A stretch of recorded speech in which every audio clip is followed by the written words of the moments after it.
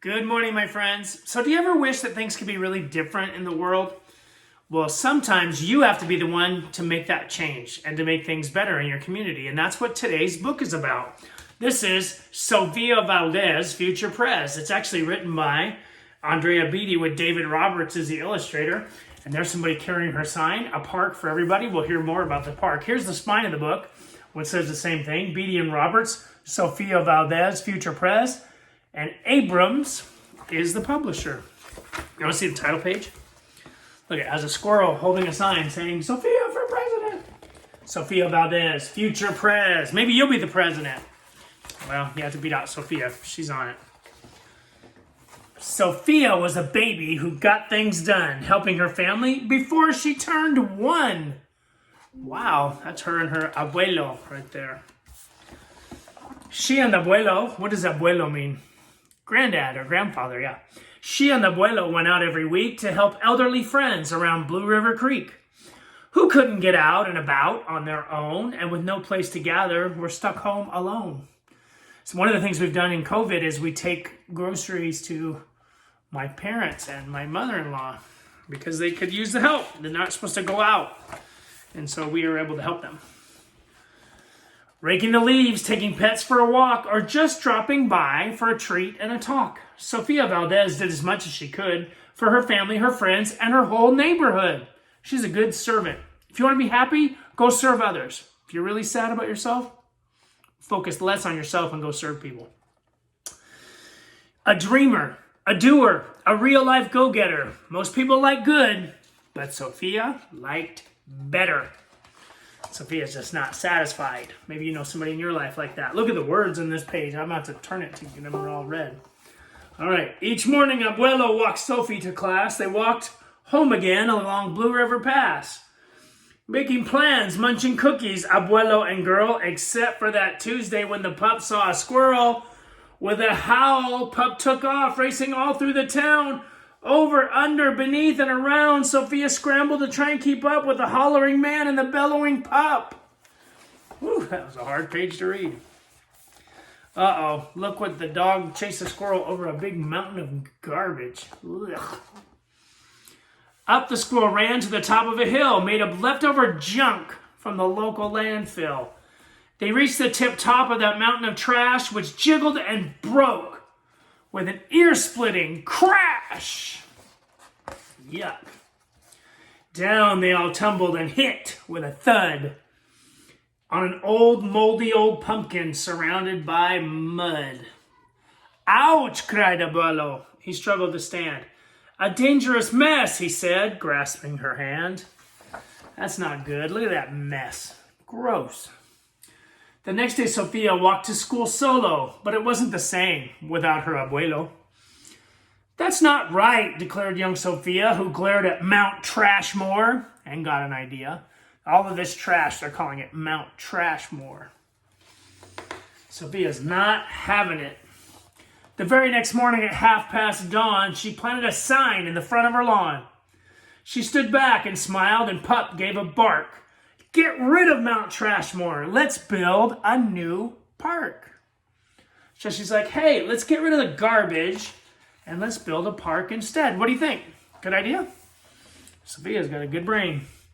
Each of her neighbors had something to say about benches and fountains and places to play, meeting spots, gardens, a basket for bees, a rubber duck pond, and a kiosk for cheese.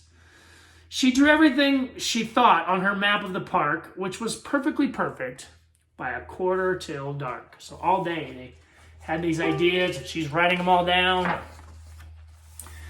She drifted off to sleep in her soft, cozy bed. Then bam, she woke up with a thought, smacked her head. Her heart skipped a beat as she realized each one of her neighbors had said, let me know when it's done.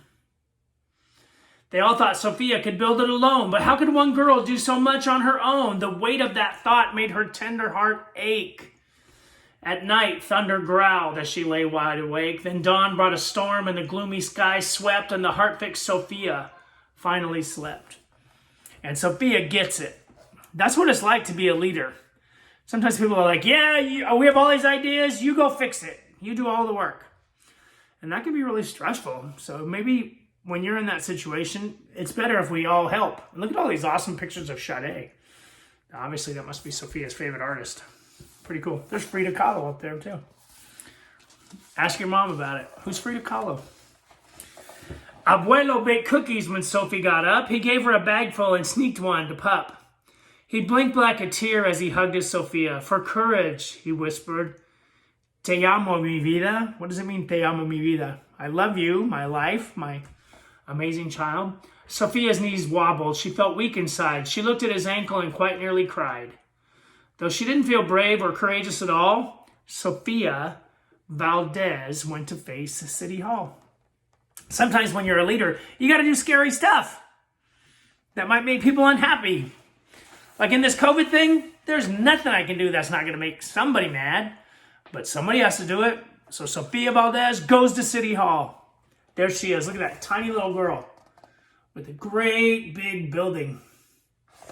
What does that tell you about her as a leader? She is brave. She's got guts, ganas. The mayor's office sent her to room 401, the Blue River Creek Department of Fun. Look, there's a bird in that department. Which sent her downstairs to room 302, the office of duck ponds and cool things to do. To the office of monkeys, to the department of cheese, the division of fountains and meetings and bees. Then down to the basement, so musty and cramped, where all the town's papers were sorted and stamped. And that's where the clerk said what no one else did. You can't build a new park. You're only a kid. So this is what it's like when you're a leader too. This is called getting a runaround, like bureaucracy. Sometimes you have to cut through that as a leader. You have to go all the way down to the basement. And what does the person tell her? You can't do this. You're only a kid. Do you think it stopped Sofia? Leaders don't quit. They do not stop. Here's what Sofia did. The word smacked Sofia deep down in her heart. Her plan was kiboshed before it could even start. I think, said Sofia, I think that law's wrong. She is not stopping. But her second grade voice didn't sound very strong. The clerk said, clearly, it cannot be done. Do you have any questions? Sofia said, one. If you were me, and I was you, and he was your grandpa, what would you do? Well, said the clerk. Then she said nothing at all. She thought and she thought. Then she sent out a call to every employee throughout City Hall. So Sofia touched this lady's heart. That's what good leaders do. They get down into your heart and give you a reason to connect. The entire government of Blue River Creek crammed into the office to hear Sophie speak.